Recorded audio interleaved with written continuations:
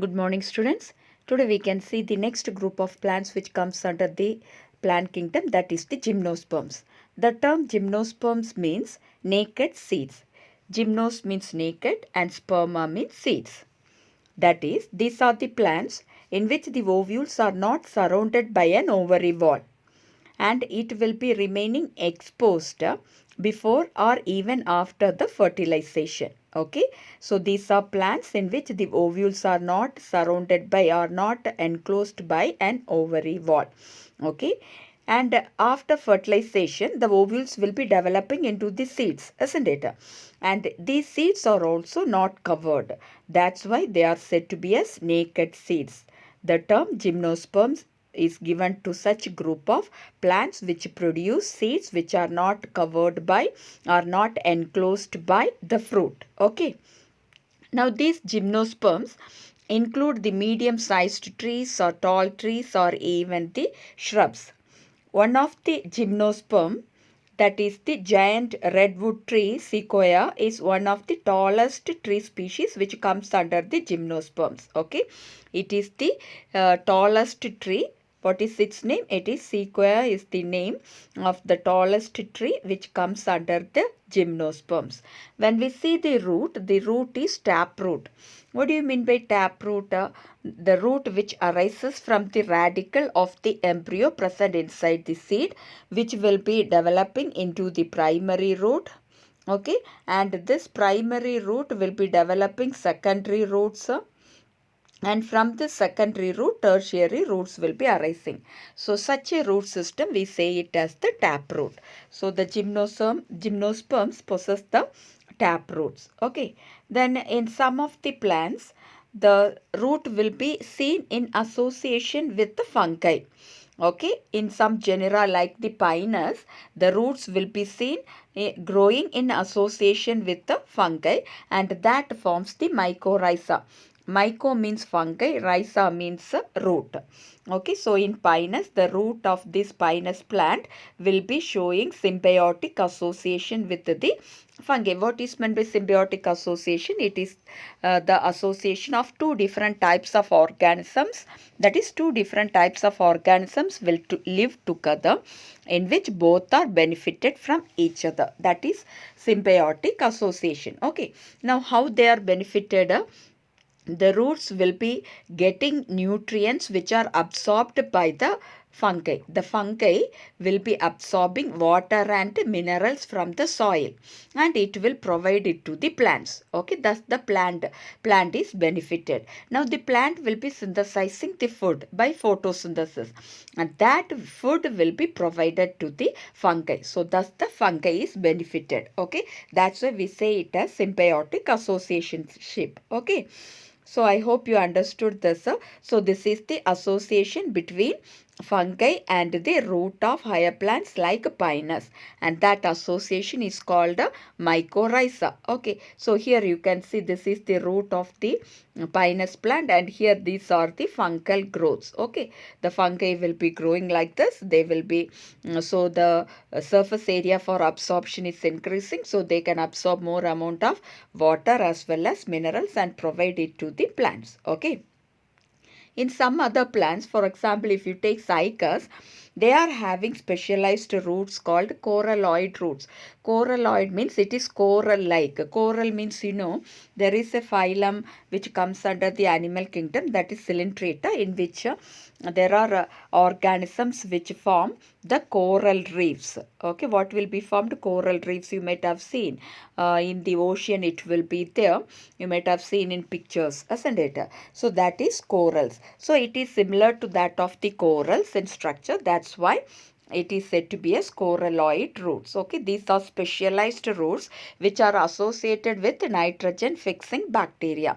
That is the bacteria which can fix nitrogen. That is cyanobacteria or the blue-green algae will be living in association with this root of this Cycas plant, so that they can fix atmospheric nitrogen in the root of this plant. Okay, so this is another association which can be seen in Cycas plants. Okay, now when we see about the stems, the stem can be branched or unbranched.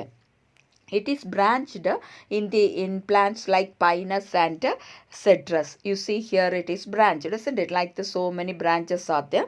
So the stem can be branched, or here if you see it is unbranched, a single stem is there, isn't it? It is unbranched. For example, Cycas. So the Cycas stem is unbranched. When we see about the leaves can be simple or it can be compound. What is simple leaf? See, if you see here, it is simple leaf. You can see a single leaf lamina is there. Isn't it? A single leaf lamina like this, it will be there. It is not divided into branches like this. Okay, in the single leaf lamina, there is no branches. Only one leaf will be there. This is a broad leaf, but in these plants, if you see, the leaf will be very thin, narrow like this. Okay, a single leaf lamina will be there. That is the green part of the leaf. That is the broader part of the leaf. That is the leaf lamina. So if a leaf is having a single leaf lamina, it is called a simple. Or the leaves can be compound. Here you can see it is compound leaf. Compound leaf means you see here one rachis is there, and on either side of that you can see like this, the feather like structures will be seen. It is feather like. Okay. Pinnate, we can say it as pinnate. Pinnate means feather like. So one in the middle, one rachis will be there, one axis will be there. On either side of that axis, the small leaflets will be formed.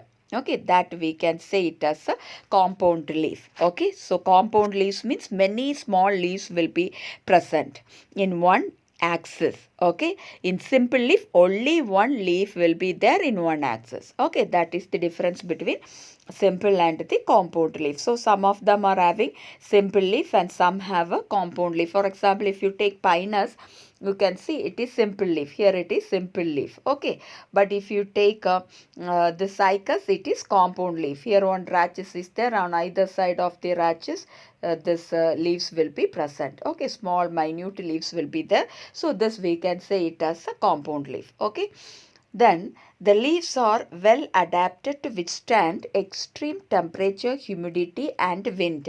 Even if high temperature is there, humidity is there or wind is there, they are adapted to live in such environmental conditions. Even if wind is there, it will not be damaged. But if you take the broad-leaved plants, you take banana leaf, when the wind blows, you can see it will tear off easily, isn't it? But such things do not happen in the leaves of gymnosperms. And in conifers, what is conifer? Conifer means cone-shaped trees. If you see, the basal branches will be longer and in the tip of the plant, if you see, the branches will be shorter. So it gives somewhat a cone-shaped appearance, conical appearance. That plants we say it as conifers.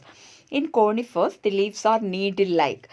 So when the leaf is needle-like, here also if you see it is needle-like, isn't it? Narrow leaf. So when it is needle-like, it can reduce the surface area. On the other hand, if it is a broad leaf, the surface area is increased, isn't it? This much surface area is there. But if it is a narrow leaf, the surface area will be reduced. So what is the advantage of reducing such a surface area? It can reduce the loss of water. Okay. Now in addition to that, they are having the cuticle. What is that, the cuticle? It is the waxy coating which is seen on the outer surface of the leaf. Okay. So they can prevent the loss of water. That waxy coating will prevent the loss of water. And they are also having sunken stomata. What is this sunken stomata? Normally in a leaf, the stomata will be seen on the epidermis, isn't it? Epidermis is the outermost layer of the leaf or any plant part. So in that epidermis, the stomata will be seen in the normal leaves. But here in gymnosperms, the leaves will be present in a deeper layer, not on the outer layer. It will be present in an inner layer. Okay, that we say it as sunken stomata. So through the stomata only exchange of gases and transpiration occurs. So when it is present inside or deep inside the tissues, the loss of water can be reduced. Okay, so the thick cuticle and the sunken stomata can also help to reduce the loss of water. Okay, now when we see about the life cycle of this gymnosperms, they are said to be as heterosporous. What do you mean by heterosporous? Hetero means different. That means they produce different types of spores. Okay, two types of spores are produced. One is small in size and it is called microspore. Another is large in size and it is called a megaspore. Okay, so two kinds of spores are produced. Where these spores are produced, they are produced inside the structure called sporangia. And where the sporangia are formed, they are present in leaf-like appendages called sporophylls. Okay. So sporophylls are the structures, leaf-like appendages in which the sporangia is present, and inside the sporangia the spores will be developing. Okay, and these sporophylls, that is this leaf-like structures, will be compactly arranged. They will be spirally arranged on an axis to form a compact structure called the strobili or the cones. So what you see here is the cone. These are all the cones. Okay, so what is a cone? How a cone or a strobili or a lax is formed? So these are formed due to the arrangement of the sporophylls spirally along an axis. Okay, so the sporophylls are the leaf-like appendages on which the sporangia are present, in which the spores will be formed. So these sporophylls are spirally arranged along an axis to form a compact structure called strobili or the cones. Okay, now these strobili will be of two types, that is the cones will be of two types. It is male cone and the female cone. Now I told two types of spores are produced, isn't it? First let us take this microspore. So this microspores are produced in sporangia called as microsporangia. So where these microspores are produced, they are produced inside the sporangia called the microsporangia. And where these microsporangia are present, they are present in the sporophylls called as microsporophylls. Can you follow? So in the microsporophylls, the microsporangia are present, and inside this microsporangia, microspores will be developing. So the strobili or the cones which bear the microsporophylls and microsporangia are called the microsporangiate or male strobili or male cone. So what is a male strobili or male cone or microsporangiate? The strobili or the cone which bear the microsporophylls and microsporangia are called as the male strobili or male cone or microsporangiate. Okay. Now inside this microsporangia, the cells, the microspore mother cells will be there. Okay, all the cells will be undergoing meiosis because the main plant body here is sporophyte only. Okay, because it is spore bearing, isn't it? So it is a sporophyte and it is a huge tree like structures, and some shrubs are there, most of them are trees, isn't it? So the sporophyte is developed as a huge tree, isn't it? And inside that or in that tree, the microsporophylls are there in the male cone, and in that microsporophyll, microsporangia is there, and inside that the cells which are present will be, we can say it as the microspore mother cells, and that undergo meiosis and it produces the microspores. Okay. These microspores will not be released out like the lower plants. It will not be released out. It will be present inside the microsporangia and it develops into the male gametophyte. Okay, the microspores will be developing into the male gametophyte. Okay, so where is it present? Inside the microsporangia only. And this male gametophyte is a highly reduced structure. It is having only a limited number of cells. Only few cells are present in the male gametophyte, and it is called as the pollen grain. Okay, what is it named as? The male gametophyte is named as the pollen grain, and it is present inside the microsporangia. Okay, so this is how the pollen grains are developed in the gymnosperms. Okay, now as I told you, the pollen grain development takes place only inside the microsporangia. It is not outside the main plant body. Okay, so now the pollen grains are formed. That is, the male gametophyte is formed. Okay, now next is about the female strobili or the female cone. Just like the microsporophyll, there are in the female plants, so in some cases both male and female cones will be present in the same plant. In some others it will be in separate plants. Okay. Now when we see about the female cones, what is this female cone? It is formed of what? Megasporophylls and megasporangia. Okay, so the female cone is formed of what? The megasporophylls and the megasporangia. Megasporangia, we can also say it as ovule. So the cones which bear this megasporophyll with the megasporangia or the ovules are called megasporangiate or the female strobili or the female cone. Okay, the cones bearing megasporophylls with water. The megasporangia or the ovules are called the megasporangiate or female strobili. Okay, now in this female strobili, see here you can see this is the female cone or the female strobili. Here you can see many structures are there, isn't it, which are compactly spirally arranged. So these structures, each one is the megasporophyll. In that megasporophyll only the megasporangia is present. Okay, now if you see this megasporophyll, in that I told what is present, the megasporangia is present. Each megasporangia or that ovule, what is the other name for this megasporangia? It is called as the ovule, isn't it?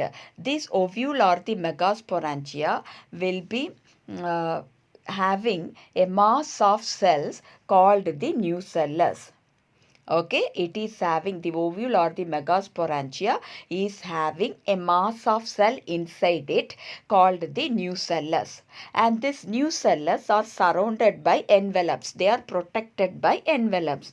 Envelopes means covering, protective covering will be there. Okay, the nucellus, what is nucellus? It is the mass of cell which is present inside the megasporangia or the ovule. Now here only one of the cell of the nucellus will be differentiating into a megaspore mother cell. I told a mass of cell is there, isn't it? Many cells are there inside the megasporangia. But only one will be differentiating into what? A mass of, into a cell, into the megaspore mother cell. Only one of the nucellus cell will differentiate into the megaspore mother cell. Okay, but in microsporangia I told all the cells which are present inside the microsporangia can act as microspore mother cell and they can undergo meiosis and they can produce many microspores. But it is different in megasporangia. In megasporangia or inside the ovule, a mass of cells are there which is named as nucellus. But all the cells will not undergo meiosis. Okay, they undergo meiosis because they all are diploid in nature. Okay, it is a sporophytic generation, so it is diploid in nature. But here only one of the cell of the nucellus will differentiate into the megaspore mother cell and it undergoes meiosis to form 4 haploid megaspores. Okay, so 4 haploid megaspores will be formed by meiosis in which cell? And that occurs in the megaspore mother cell. Okay, so megaspore mother cell will undergo meiosis. As a result, 4 haploid megaspores are formed. Now in this 4 haploid megaspores, 3 of them will degenerate. What will happen? 3 of them will degenerate. Only one will be remaining as the functional megaspore. Okay, only one remains as the functional megaspore. And this functional megaspore which is present within this megasporangium will be developing into a multicellular female gametophyte which will develop 2 or more female sex organ in them.